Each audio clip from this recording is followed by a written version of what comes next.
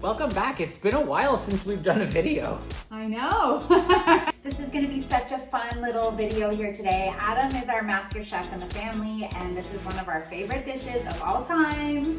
Well, it's your favorite dish. Yeah, it's my favorite dish all time. You're going to love it. So Adam, we're just going to let you do your thing. Yep. And should we tell them what the dish is? Oh yeah, you got to know the dishes. It's so good. Should we try it? Let's take a bite. Try this How is it version. today? We haven't put any pepper in it either.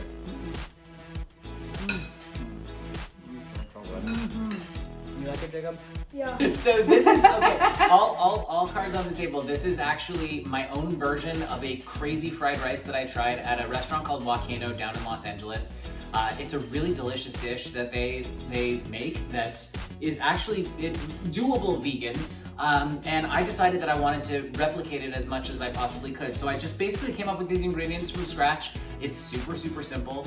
We're gonna That dive is right so in. good. Like my mouth's watering right now. Okay, I'll let you do your thing. So Okay. Love you, Marty. Love you too. We live in a whole other country right now. Yes, we do. We moved, and so it's been a little bit insane, but thank you for sticking with us. We've noticed our following's grown a little bit.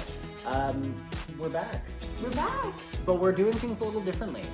Yes, we are. We are creating recipes for you to try, and this one is absolutely fantastic. Our beautiful, wonderful chef Adam created this crazy fried rice for you that is like packed with protein and so much flavor. But if you want to stick around, we're going to show you exactly how to make it. And I also have a YouTube channel now. He does. Subscribe to Statline Basketball.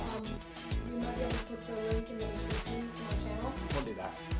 Yep, and how good is this? This is so delicious. I can't wait for you guys to try it, and please let us know if you do make it, how you like it, and if you added anything. Like right now, I always love to add pepper on top, and that's the only thing it needs. It doesn't need salt, it doesn't need any other flavor.